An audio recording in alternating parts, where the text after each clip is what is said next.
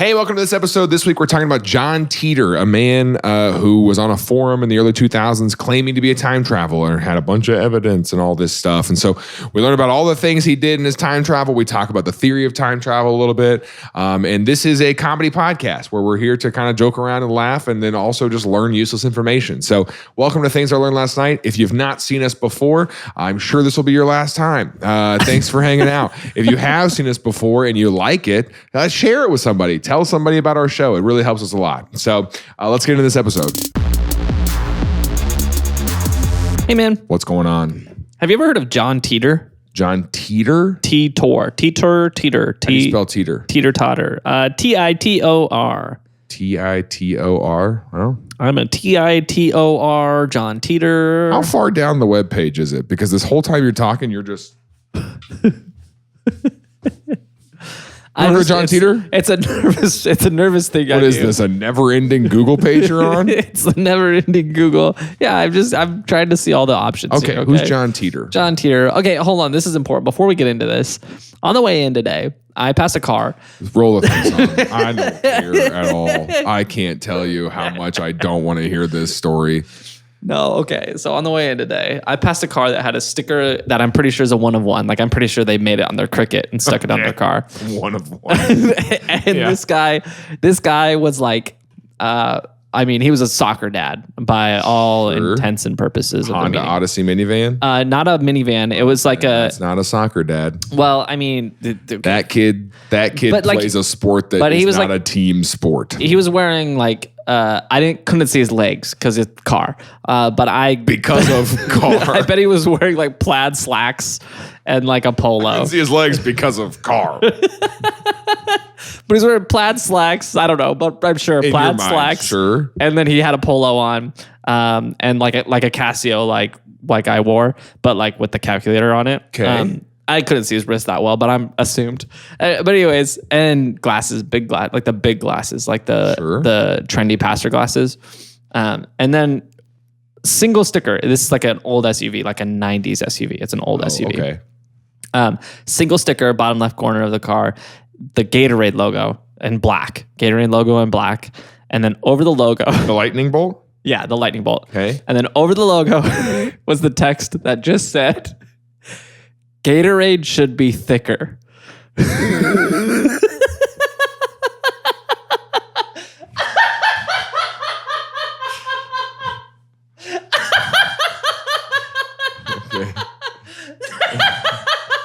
It's not this funny. It's not. What? I mean, and it's kind of like when you think you never thought about that until you saw that sticker, and now you're kind of like, dang. It should be. It is pretty thin. You wanted to come with one of those thick milkshake straws, you know? That's what I think after a good game. I want to crack open a cold Gatorade and just freaking and get maybe an ounce out of there because it's so thick. I think you're done with this. Bang, bang, don't bang. grab it. Don't grab it like it's... Bang should be thicker. I think you should not. What a crazy thing to I put don't in think your you car. should finish that. 1 of 1. Holy cow. All right, here we go. Let's talk about John Titor. It's got to be an inside joke from something. I'm sure there's a podcast out there that has a bit that's like, Gatorade should be thick. Yeah. Right? Yeah, probably. I mean, it looked homemade. It looked like a homemade sticker. It didn't look like it was like a drop shipping company. Homemade. No, our stickers look like they came from a drop shipping company. Oh. This looked like you printed it on a Cricket. Like it was cut out. Yeah. It came from a Cricket, I'm pretty sure. Gatorade should be thicker. Yeah. Well, that's a movement that I can get behind. All these libs trying to thin up our Gatorade. Quench your thirst. How am I supposed to get quenched with such a thin drink? I love it so much. Okay, John Titor. This is a guy. All right. I did the first time I saw a bodybuilder too. I called the police. I said, there is a very jacked man. It's dangerous how good this guy looks. That's what I want people to say about me. So it's supposed to be Send this episode to 5 people or the Hat Man's going to get you.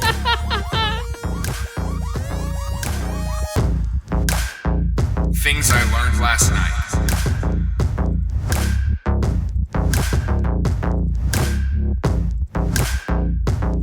John Titor is a guy that got famous in the 2001 on the internet forums. Okay. Specifically on Art Bell's Post to Post blog or forum. You know that Art Bell had an AM radio station called Coast to Coast Radio. Yeah. And he had a blog or a forum called Post to Post. Very clever. Coast to Coast, Post to Post. Respect Got it. Don't respect his his radio show though. His radio show was the hot garbage, and most of the stuff on the forum was hot garbage.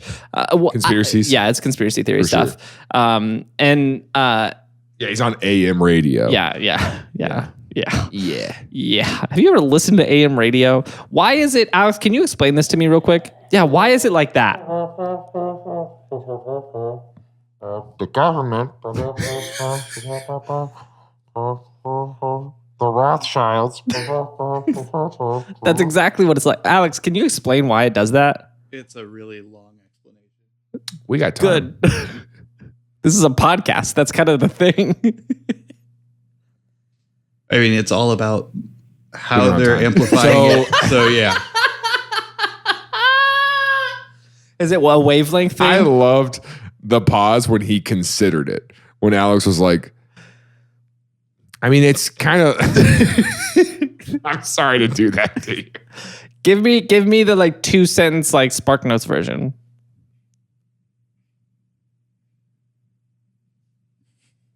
I won't say anything. You're good.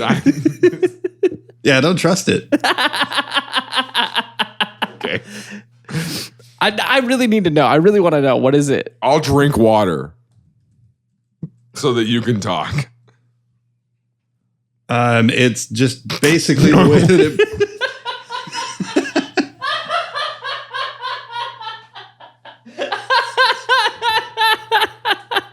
You spit that water on me. You spit that water on me.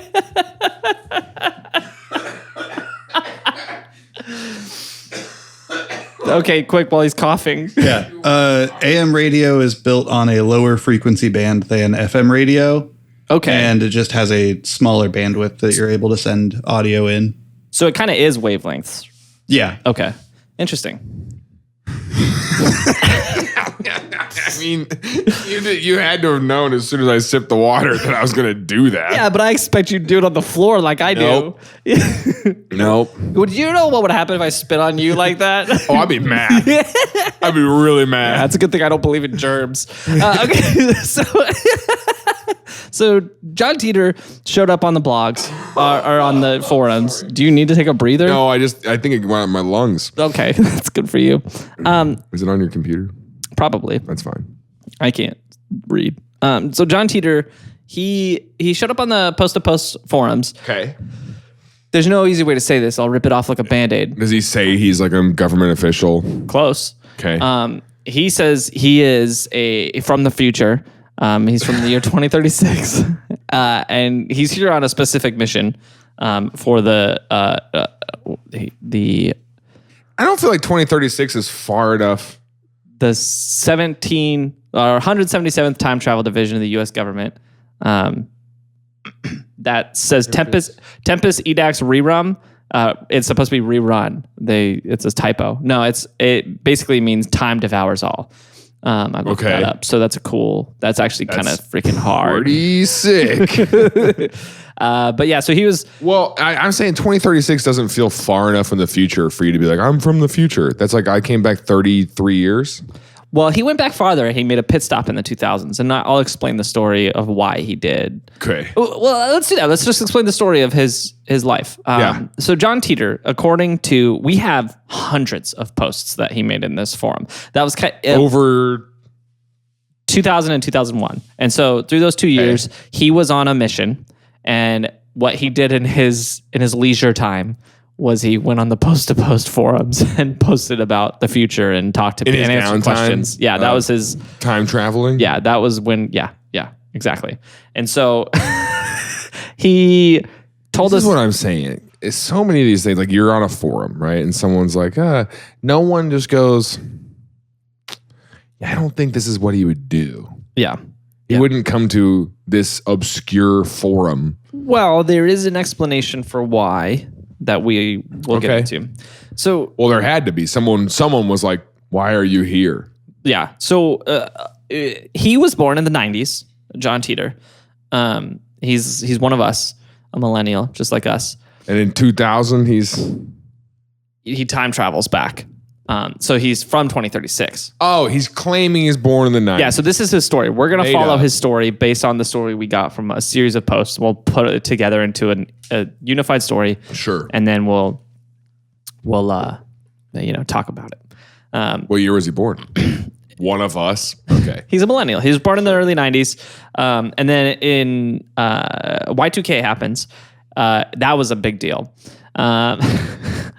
And it led to a bunch of issues in the world. Okay. And he claimed that there was Waco type events happening every weekend. And that kind of spiraled into this civil war in the United States, where the United States government became what everyone's afraid. Tyrannical, top down, Sure. So this war erupted, and when he was a child, it's like 2004, so he's like, I don't know, 8, 9, 10, something like that. The army came through his neighborhood, was like knocking on everybody's doors and like taking people away. And so him and his family, they grabbed their go bags and they go. They left. Sure. They left, and they went to Florida. Because that was one of the safe havens for the people, was Florida, and they became they joined a farming community, started farming. Farming in Florida? Yeah, Florida farm. And he spent his youth in Florida during the Civil War, farming and like kind of learning, his typical upbringing. Sure. And then in 2015, Russia, they said, hey, the United States is weak now. Now's our chance. And so they nuked the most likely of target, Jackson, Mississippi. Yeah. Well, yes. Because in this timeline, Bruno Mars still exists in the way that he does, right? Yeah. His song, it's like Jackson, Mississippi. So you're saying he was a Soviet spy, and that was a target list that he was giving. That's exactly what I said. Yeah, no, I'm glad you read into that. That was, a lot of people aren't smart enough, but you're a smart boy. And then of course, then they started nuking stuff that made a little bit more sense, like New York, DC, LA, all the stuff that like people were. Sometimes, because I live there. Yeah. Sometimes when I'm just like on my back porch or like making some food in the kitchen, I go, these could be my last few seconds alive. Los Angeles is a pretty unlikely nuclear target. Is it more where our nukes are? Yeah, most like professional defense people will agree that what happened in Hiroshima and Nagasaki is not likely to happen again, because that was a war crime. Right. And I don't remember what general. I don't know which general it was. It might have been LeMay. It might have been Curtis LeMay. But one of them told other officials in the military, he's like, there's a really active military targets. We need to hit and there weren't. And there wasn't. Yes. So it was based on a lie, and whether that was he was accurate or it was like false information he got. That's why they hit population centers. Most people watched agree the same documentary. That the idea is not to hit population centers; it's to hit the nuclear targets and to disable nuclear armaments, not to destroy everyone. That is assuming that the person pulling the trigger is not a psychopath, though. Yeah, but that's the thing, is that anybody who's willing to pull the nuclear trigger is a psychopath. Yeah. So yeah, there is a potential of that, I guess. Yeah. But historically, the higher likelihood is like Montana is getting nuked than LA. That's why I don't want to live there. People are like, why do you want to live in LA? Least likelihood of getting hit by a nuke. Yeah, Montana's a higher nuclear threat. Higher risk of my car getting broken into, but those are the sacrifices I make. I think they did say that Kansas City is like 5th or 6th on the list because of the stealth bombers. Really? Mm-hmm. Yeah, there's like a list of like here's what they would hit first, and the like which missiles in their Where shots are our would stealth hit. bombers at? Black Whiteman? What Air Force base is Whitman? it? Whiteman? Yeah. Whitman. Yeah. Oh. Yeah, that's where we house our stealth bombers. Okay. And so Kansas City would be an early target. That's what I want you to think. I'm pretty close. Honestly, I might evaporate. I'm could potentially be in the evaporation range. Which that's what I think. Where you want to be. When I'm just cooking, I just go, this could be it. Yeah. Yeah. You don't want to be in the non-evaporation because range. like there's no, because in like the movies, like people are like, oh, we see him coming. No, you don't. No, you don't. Yeah. Yeah. Yeah. No, it happens way too you fast. have no idea. Yeah. Yeah. That's what the story of the guy who survived both of them. Yeah. Yeah. It was just all of a sudden. Yes. He's flipping through the air. Anyways. So now that we had that fun discussion, so the nukes hit. And in the story, what happens is the Russia was like, hey, you guys are weak. Get them while you're weak. We're going to hit you with a bunch of nukes. Yeah. Jackson, Mississippi. Yeah. Kansas City's on the list. And so then, of course, the United States retaliates. It's like a tour. It's like they have a tour poster. It's like here's the cities we're coming to. Can we make a shirt? No. No, we can't. Nuclear winter, 1968. Like, yikes. It's like the top targets. Nuclear winter tour, 1968, featuring Soviet Russia. Who holds the war criminals accountable if The UN. Yeah, but the UN. It's everybody else who survived the war. It's all the other countries that but none won. of them are like. It's all the countries that won. Yeah. They go and they try the war criminals. But we're the bad guys. Yeah, so we have to lose a war. Yeah, okay. And then they try you. Yeah. It's sucks. yeah, you lose a war, you go to jail. It's kind of the way war works. Anyways, all of us are just well, the people at the top go to jail. Everybody else gets assimilated into their society, and whatever that society looks like. You might be who knows? You might be working on their labor camps if they're a labor camp society. If they're not a labor camp society, then you might be working at their Burger King. Who knows? You just get assimilated to whatever assimilate means in that. okay. Anyways, back to John Titor. John Titor, the war breaks out. Right. United States Nuclear, response, they send the nukes too. And then every other country in the world that has nukes is like, we want to do this too. And so they start nuking also. Yeah. And just all of a sudden for like 48 hours, just the world just gets erupted in this nuclear catastrophe. Okay. He survives. 300 million people die. He's not one of them. Which I feel like for an all-out nuclear war is a pretty low number. Yeah, you would think they're potential. Yeah, you would think it'd be higher if it's like the whole world is getting in on it. It would definitely. They're like, be higher. we're all throwing our hats in this ring. Higher. But he did say 300 million people died. What did that documentary say? If Well, a nuclear war broke out, I don't remember what the Cold number War was. It was one on high. Netflix? It was like, it would be 300 million who got struck immediately by bombs. That's what he's saying. 300 million people died overnight, and then you would have all the people who would die like as a result. It would be from, like literally half the population. From It radiation was saying poisoning, it'd be like 3 billion people, and then starvation after, and then people killing each other because there's a lack of resources. Right. Yeah, it's. Anyways, so we'll still be podcasting. Just so you know, if a nuclear war breaks out and like we go to like a Fallout type world, we're still going to be on the surface doing this. Yeah, but and you'll have to come live. Like we won't be able to. There will be no internet. Well, there'll be AM radio. It's a different wavelength. Hey man, what's up? Have you ever heard of John Titor? Oh yeah. Hey, hold up. I just saw him yesterday, and also when I was a child. Before we get too far into this, I want to tell you about this bumper sticker I saw today. I was just thinking about how thin Gatorade is. I wish it was thicker. I like my Gatorade like I like my milkshakes.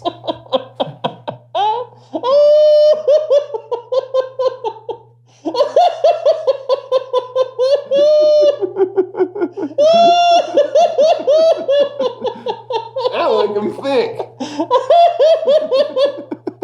So dumb. It's like you have like this is a new. It's like it's AM10. We have AM10. We have Space 10.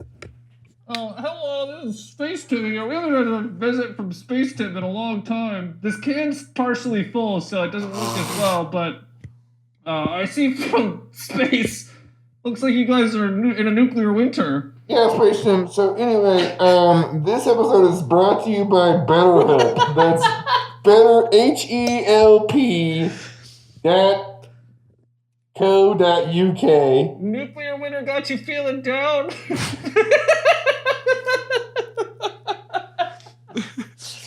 Absurd. You've got nuclear season depression. Look, a lot of us feel sad lately. Because the world's gone. So the nuclear winter happens, right? Did you watch your wife evaporate in front of your eyes? Hey, if you've been watching for a minute and you like this show, a great way to help out is by becoming a Patreon supporter. Our patrons get a ton of perks for their support. They get ad-free episodes a week early. They get a Discord with our hosts and producers. We do monthly hangouts. There's a way to get birthday messages on your birthday. There's a lot of great perks, but more than anything, you just help make sure that this show continues to happen forever. We never want to stop. We're going to keep doing this forever. If we have enough patron supporters, we can put our brains in those little vats and have AI pretend it's us. And so we can keep doing it long after we die. But that only happens if you support us on Patreon. So we appreciate your support. Thanks for your help. If you don't want to support, that's totally fine. Thanks for being here. We really appreciate you watching this show. The nuclear winter happens, but CERN is still CERNing, of course. Sure. And they happen in 2012. So right before the nuclear winter, they did the Mandela effect thing. Have you heard that theory? No. So in 2012, the CERN turned on their laboratory and they successfully basically made their mini Big Bang. They're like, we figured out how it happened. We can do it. And there's been conspiracy theories ever since that they broke we're in a different timeline. We're in a different, we're in an alternate universe because of what they did. Right. And that's why there's Mandela effects. Because we're now in a different universe where everything's slightly different. And so that's the story. CERN started studying and they figured out through that research the Mandela effect thing happened, and then they were like, oh hey, I think we figured out time. And so that led to a lot of research. Nuclear war happens, they continue that research. And then in 2030 something, early 2030s, get this, GE, General Electric, takes that research and invents the world's first time machine. And GE says, this is useful. You just got to get in, reach out, hit spin cycle, hit 35 minutes, and then close the door. Yeah, and then you can move through time. If your motion's sick, careful. And so the way this works is essentially the time machine is this little black box, unmarked, very inconspicuous. Well, no, I was going to say more like urban chic, like MacBook, just unmarked, very. And the way it works is you set your dates. You have to set your coordinates too, because you have to account for orbit and where you're going to move to in space. Space and time. Yeah, you have to calculate both of those things. And then the two ends of the boxes create small black holes. And then they suck you through time, those black holes and space to the location. Yeah. And then it brings you back to the spot where you need to be. Typically, what people will do when they travel through time is they will acquire a vehicle from that time frame. So that way they look like they fit in that time. So if you're going to the 90s, you would get a 91 Honda Odyssey. Because you're like, I want to look like I belong. And you'd sit it in your Honda. And then you push it and it'd suck you in your Honda too. Oh, you take your car with you. Yeah. You can take belongings? Yeah, you can take whatever. There's a field that it creates. And so it brings everything within that field with you. Oh. And so you got to be kind of aware of your surroundings. If the coyote walks by you, which by the way, I saw a coyote at the airport. We're pulling in the airport. I saw a coyote. They let them through TSA now. It wasn't in the airport. Yeah, you can take microwaves and coyotes. I was like, oh hey, everyone's been talking about this in LA lately. Coyote and careful. Careful, he'll bite you. He's super protective of my emotions. And I'm pretty sure he's got rabies. Oh, I'm not pretty sure. I'm made sure. Hey, welcome to the vet. Why are you here today? I gave my coyote rabies. No. Oh, I was wondering if you have rabies. I just want to know if this coyote has any rabies, and they test him, and it's no. And you're like, okay, right in front of the vet. Is that a crime? To intentionally give an animal rabies? Yeah, but if it's your pet. I don't know. Statute of limitations. What do you mean you saw it? Why did you say I saw a coyote at the airport? In LA. Airport? In LA. Yeah. That makes at way Burbank. more sense. Yeah, they've got them. Yeah, it was interesting because there was two of them running around our driveway the other day. There's coyotes out here, and there's coyotes back home in Denver. There are way more coyotes in LA. It was weird seeing it. I think it was weird because it was also 6 a.m. Yeah, and so there's nobody out yet. But it was also weird because it's like the Burbank airport is like a densely populated area. And so it's just weird to see them in that they're in context. The city. That's like the whole thing. Yeah, it's very odd. And people on the Nextdoor app will talk about them as if they are gang members. They'll be like, I just saw some coyotes. Everyone lock your doors. I just saw some coyotes checking doorknobs. That's what I'm saying. I saw pulling door handles on cars and stuff. Like, they're crazy. We did do a go around at the when I was doing my pilot's license stuff. Because we were getting ready to land here in Kansas City, and there was a coyote chilling in the middle of the runway. Deer in the headlights look, That's what I was like. All right, we'll go. I guess we'll try it again. That's crazy. Yeah, normally out here, and even in Denver, couldn't Indiana Jones that coyote. You know what I'm saying? Normally out here and in Denver, you see them in like green spaces, like on the edges of town. It was weird to see it in the city. Green space. Yeah, I guess that's true. Well, there's green space. There's just no edge of town. Yeah, like the homes go into the mountains, and all of a sudden you're like, oh, we're in the wilderness now. Yeah. Anyways, it was. And there's a lot of trash for them to eat. Yeah, let's try it. Yeah. And a lot of people's pets get hit by cars. Yeah, so they just. And the coyotes are like, thank you. Yeah. They are probably living, as far as like coyotes are concerned, like they're living a good the life. best life any coyote's ever lived. I've made sure they are like. You're like catching coyotes and giving them like Gucci sweaters. So how many syringes of rabies do you have? Okay. The coyote population in the Denver area was really, really high. So our coyotes, like there was a supply and demand issue. They didn't have enough to eat. Oh yeah. And so they were starved. They were tiny, like very thin and like scrawny. Like it was an actual issue. Ours are fat. Talked about it. Around. Well, yeah, out here, there's not very many coyotes. The first time I saw one out here, I called animal control and I said, there is a giant coyote. It is, I think I literally said, I was like, this coyote is jacked. You need to get somebody out here. Like this coyote. And they were like, is freaking swole. Sure. Cut. Yeah. Because I've never seen a coyote that healthy before. I did the first time I saw a bodybuilder too. I called the police. I said, there is a very jacked man. It's dangerous how good this guy looks. Okay. That's what I want people to say about me. Alex is writing that down. I can feel it. I want people to say it about me so bad. It's dangerous how good that guy looks. Okay. Enough about coyotes. That's your out of context quote, by the way. I know. It's dangerous how good looking that guy is. So John, he actually takes a couple coyotes back in time. Yeah, that's what I'm saying. How big is the field? I don't know how big the field is. Yeah, I don't know if we have that information, but it creates a field large enough to bring a 1991 Honda Odyssey with you back in time. So he enlists in the military to join their time travel division, and he's like, I want to help. And I don't really know what's going on in the world at this time because like there was a civil war, but then there was a nuclear war, right? And so I don't know if like things changed after that. Unified or if they're still just disjointed, but also leveled. Yeah. And at this point, the nuclear war was 21 years ago. So it's like, there's probably like a rebuilt society that's like starting to form. Like it's like, I don't know. I mean, maybe it's like a fallout world. I don't know. Like, I don't know what the situation is. Right. But the government still exists. And he joins the military. General Electric still exists. And he starts training for time travel. Okay. And in time travel, he said the majority of time travel training, like you learn how the box works, you learn how all the stuff happens and stuff like that. And you learn about like how to do missions and things like that. But the biggest thing that they teach you is how to meet yourself. Because I think it's like psychologically a tough thing to do. Yeah. And especially because do you have to talk to yourself? Not always, but you can. Okay. And he explains it. He said it's a very odd experience because when you're time traveling, like you can't time travel in your timeline.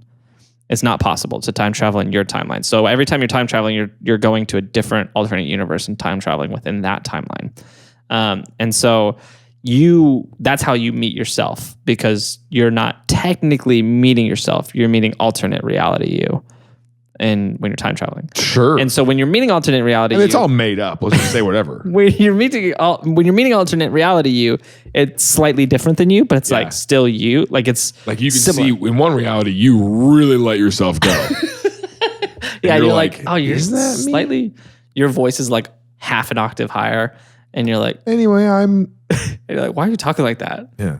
Why are you talking like that? Why are you talking like that? What? Why are you talking like that? This is what I sound like. Okay. And so it's like a jarring experience to meet yourself in the alternate reality. Because there's something different about It's slightly different. And it's also just like psychologically hard to talk to yourself when it's actually like not talking to yourself. You know what I'm saying? Maybe, but also like, is there guaranteed there's a difference with you? Like you're the difference in that universe? That's pretty self-centered.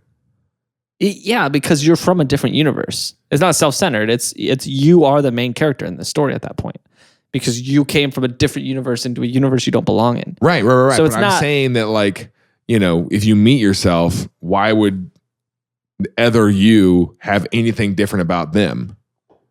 The different timelines doesn't necessarily mean there's small details of every single person and every little thing. That's all. It literally could just be like coyotes can talk in that one.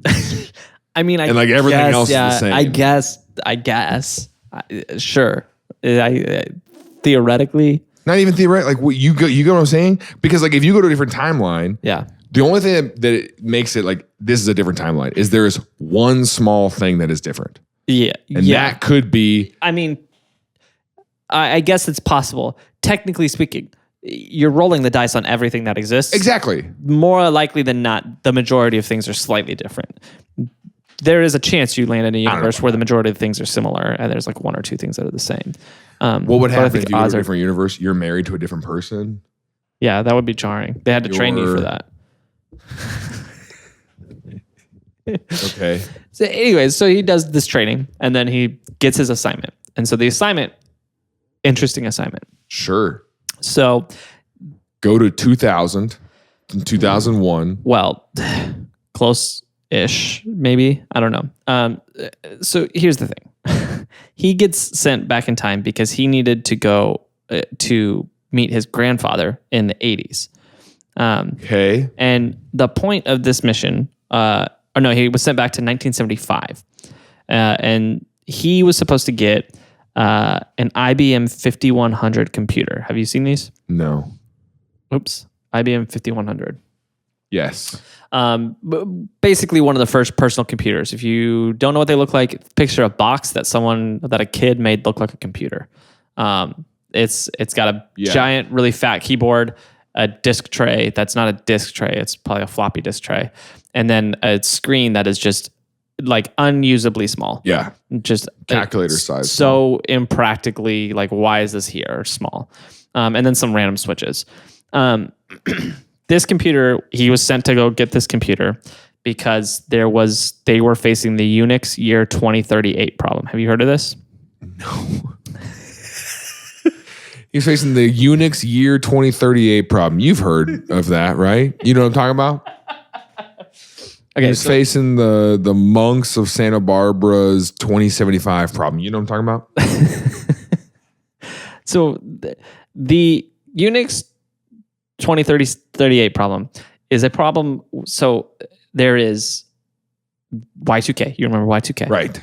Y2K, if you don't know what that was for some reason, was when computers measured everything from the 2-digit like number system. So 98, 99, 2000 was a problem because then it was going to flip to double zeros. Everyone thought the computers were not going to know what to do with that. And they were going to freak out. It was going to mess up all our data and everything was going to come crashing down. We were going to fall back into the Bronze Age was what everyone was afraid of. Yeah. Computers were absolutely fine with it. They were like, hey, we're smarter than you idiots. That's what they said. Yeah. Nothing happened. But in his world, in his timeline, something did happen. It was a problem in his timeline. And so in his timeline, they were... That was the one difference. That was the one difference. And also he has red hair. Also the nuclear war and the... Well, everything else came from that, Civil War. Butterfly effect. Yeah, you're right. Also, he has red hair. Is that what you said? I snuck it in there. There is a similar problem coming up in a few years called the year 2038 problem. This is a thing that exists. This is a real thing. Okay. And so in 1974, I think, 1970, they invented Unix time. I shouldn't say they created Unix time. And Unix time was essentially, we're going to count time from this point, whatever, 1970, something, January 1970, in milliseconds. And that was obviously going to be a lot of milliseconds. And they said, this is how computers will know what time it is. They'll look at this, they'll say the number is 300 million. And it's like, okay, so it's 2001, like whatever year that would be. Sure. It would convert that. Well, they're and I can't remember what level processing system, but let's say 32-bit for conversation. 32-bit processing system can only process so many integers in a number. And once you hit, I think it's 6 billion or 60 billion, something like that, it can't process even one more digit. And so that would break your time code. So essentially the same problem in January 2038. There's no possible more time. Like a computer can't add any more time to this system. Okay. And so what they needed is they needed to upgrade all the systems. But the problem was humanity is just like humanity's always been, and they just never upgraded them. Sure. And that now the problem's like becoming like, hey, we've only got a couple months to figure this out. Okay. Luckily, this computer manufactured by IBM in 1975 had a special debugging software that most computers aren't manufactured with that can debug this system and change it. And so they needed to change it. The problem was all of them were destroyed in the nuclear war. Luckily, they have time travel, so they can time travel back in time to go get one of these. Okay. To fix the problem, use the debug software, fix the problem, and then save the world. Okay. So he gets sent back to 1975 to get one of these because he's the one who selected, because his dad or his grandpa bought one at release. And so they were like, hey, we know your grandpa bought one of these. We actually have those kind of records. Those records survived the nuclear war. Was a receipt for a purchase in 1974 that we know your grandpappy in Jackson, Mississippi, he went by Corn Pop and he had an IBM computer. Yes, yeah. And we want you to go. We want you to go get it from him. We want you to go steal this computer. A man that he won't recognize because you have red hair. And when you show up. And here's the deal. You're going to show up. He's 46. You're 46. It's not like you can be, you're my grandpa. He'll shoot you on the spot. Again, Mississippi. Jackson, Mississippi, 70s. And good luck. Yeah, good luck. Hey, thanks for being here for this episode of Things I Learned Last Night. If you want to help us grow our show, the easiest way to do that is to share it. Send this link to somebody. Be like, hey, this is a fun podcast I listened to. I would love it if you would listen to it with me, because that's probably how you found the show. Someone you know shared it with you and you were like, this is pretty good. And so it helps us a lot, and it makes it so that we can keep doing this and make episodes until one of us dies, Tim. But please share it, and I will still be here after he's long gone.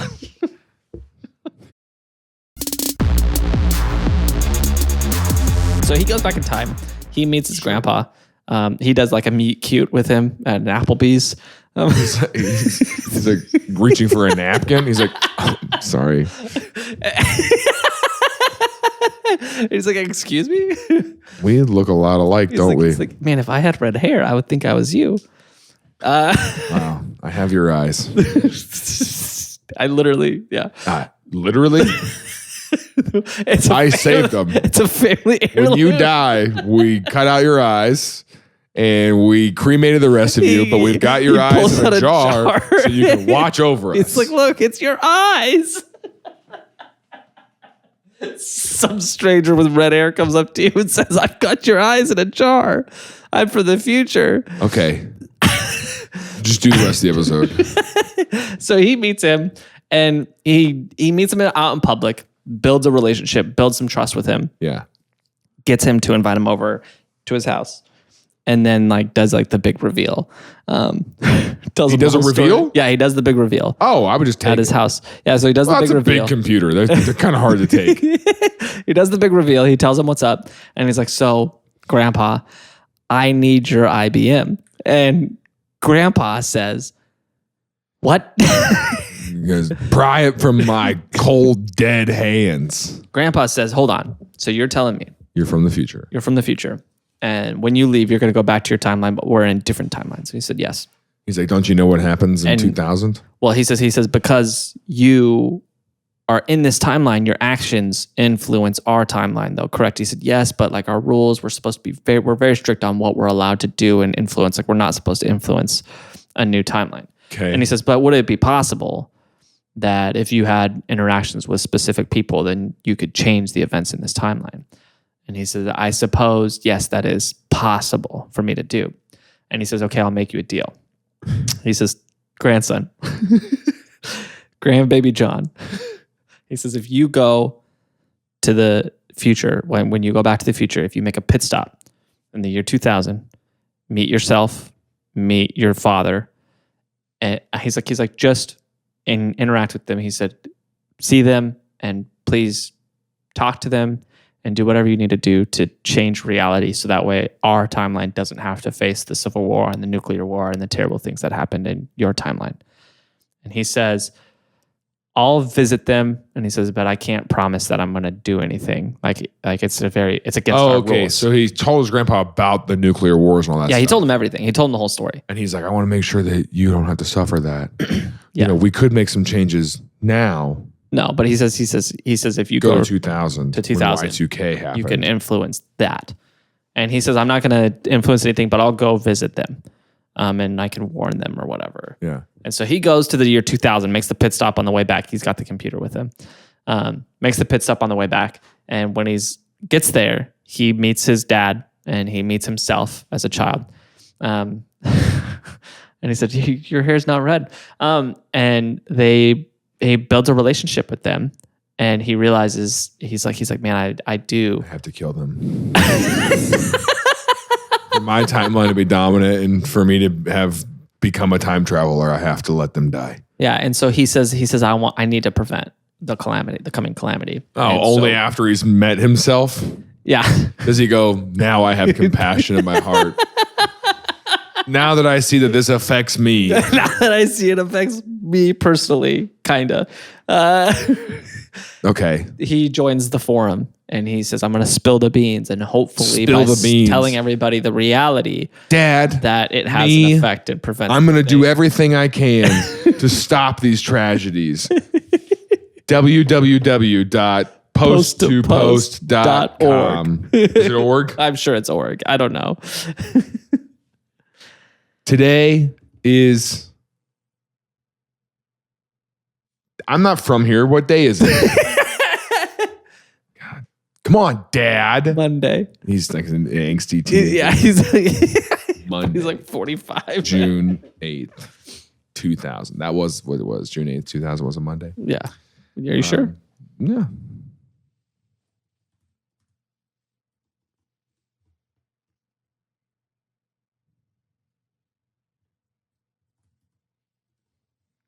Thursday. In my timeline. What is this Thursday you're saying? Thursday. We don't have that where I'm at. Whatever. So anyway, he's like, I'm going to go post on a obscure blog. That's what I'm saying. Like, what? Okay. Yeah. Yeah. So he does the blog. Dad is like, I actually work at the White House. You could tell the president. No, Dad. I need to do this. George wouldn't get it. So he does the W stands for war. WWW stands for War. Oh, I was talking about George W. Bush. Oh, I was talking about websites. George Warlord Bush. Bush. So he does his forum thing. He does his forum thing for a while. And then sometime in 2001, he's like, all right, it's time that I go back to my time. I'll see you guys later. And so he leaves. He's like, feels like it's time for me to get out of here. So he leaves. He goes back to. There's nothing else I could stop. I have done it all. I have fixed the world. It's time in 2001 for me to leave. So long, suckers. You're on your own. I mean, he prevented the nuclear disaster and the Civil War. I mean, you give and take, I guess. You can't prevent everything. So he leaves, but he did have, so he told all these stories of these war and all this stuff that never happened, but he was trying to prevent this stuff from happening. So it makes sense that stuff never happened. But he did talk about some stuff in there that did still happen. A couple of the most noteworthy things was the mad cow disease outbreak in the early 2000s. Predicted that. And like even said it was going to be in the early 2000s, which was interesting. Okay. He also said that starting in the late 2000s and into the early 2010s, media is going to change forever. And he says there's not going to be media houses that run everything. Anyone's going to be able to create their own music, videos, audio, and put it out for the world to have access to. Okay. And over the course of the 2010s, we're going to see that really even through nuclear war, we still got Spotify? Well, in his timeline, I guess that didn't happen. I don't really understand the idea. But yeah, Spotify and TikTok, he was basically alluding towards Spotify and TikTok and YouTube and stuff like that. Sure. In 2000. And that's accurate. Those are the only things that are accurate that he predicted. Okay. There's a couple other things, but they're all small. You could, I mean, it's just like Einstein. Yeah.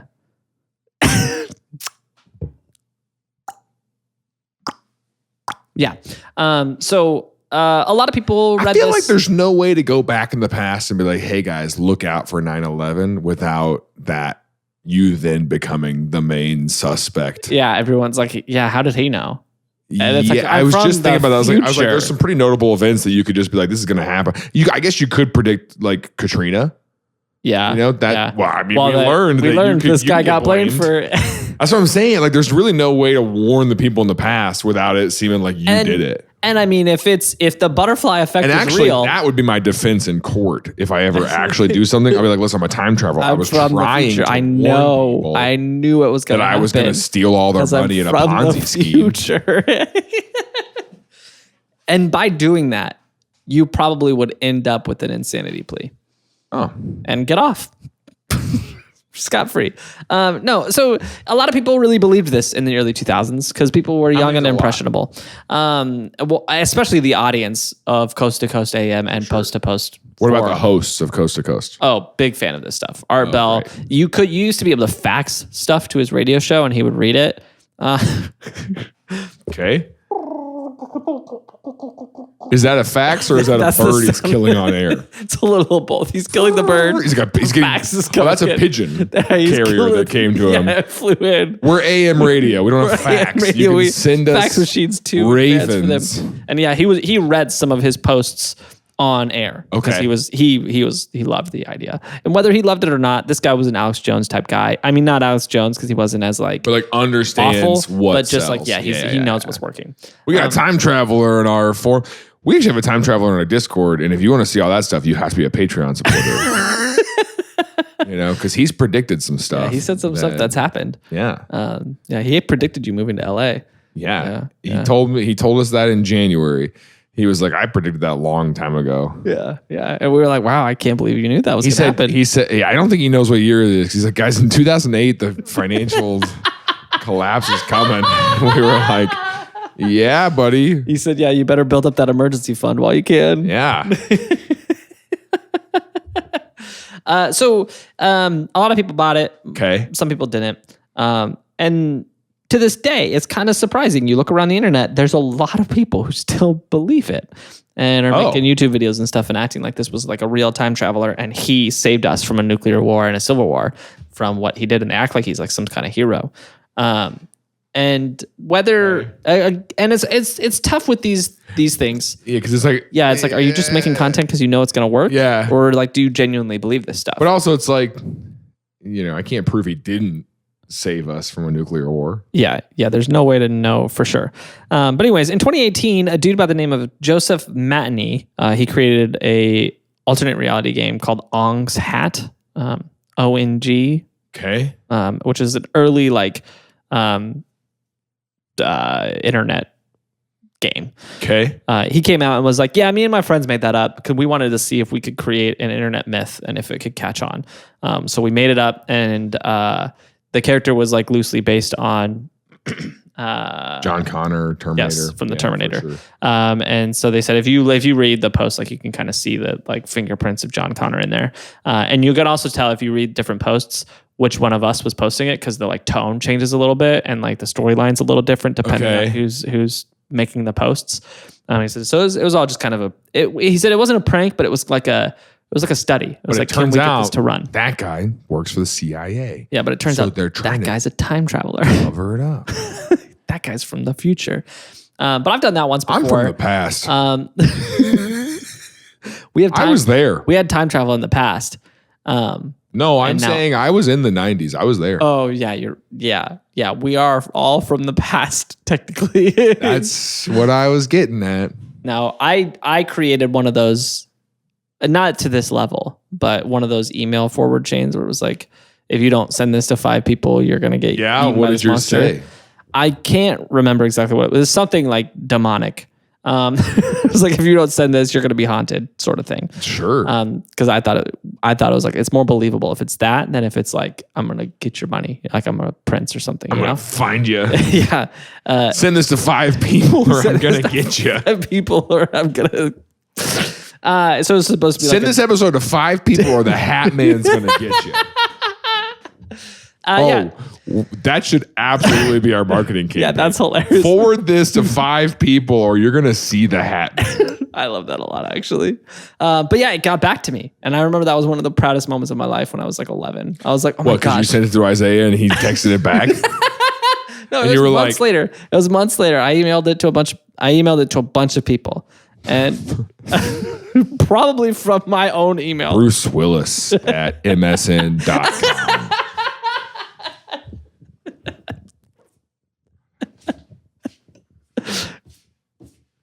It's a nervous tick. George W. Bush at yahoo.com. No, his email was wartime is here. Wartime is here.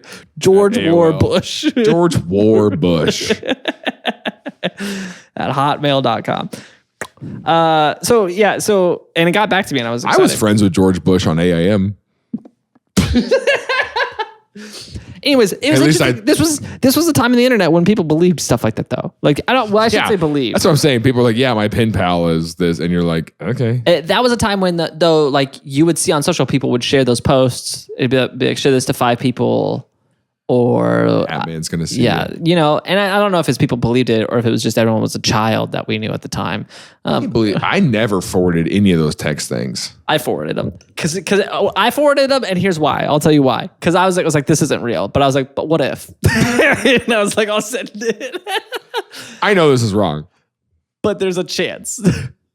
But just in case. 9 times out of 10, this is a lie, but this could be one of the 1 times out of 10. So I'm not going to. And look how your life turned out. Perfect. It's because I always forwarded it. Be perfect. So if you want your life to turn out perfect, send this to 5 friends. My life's falling apart. It's because he never sent this to 5 friends. All right. Anyways, that's the story of John Titor.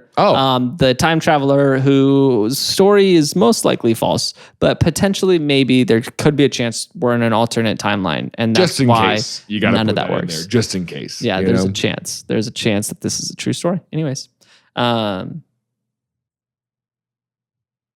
feel like there's a word we say here, but I think I'm from an alternate time where I don't know what it is. Oh, puddle of mud. Is that what you... Can we get the rights to a Puddle of Mud song to put there? How much would that cost? I don't know.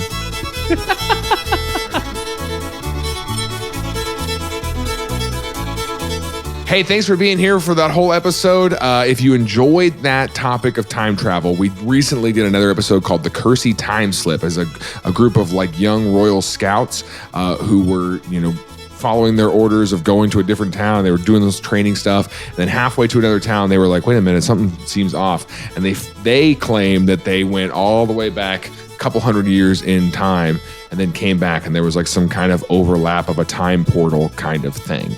And so we, again, talk about the theories of time travel. We bring up Einstein's legitimate theories of time travel. It's a great episode. You'll like it a lot. If you have watched all the other episodes, you're like, I've already seen that one, and I've seen all the other ones. Well, you haven't seen next week's, and that's because it's on Patreon right now. So if you want to join us on Patreon, it's a way to help our show grow, and you get bonus content like next week's episode right now. So we'll see you next week on Things I Learned Last Night.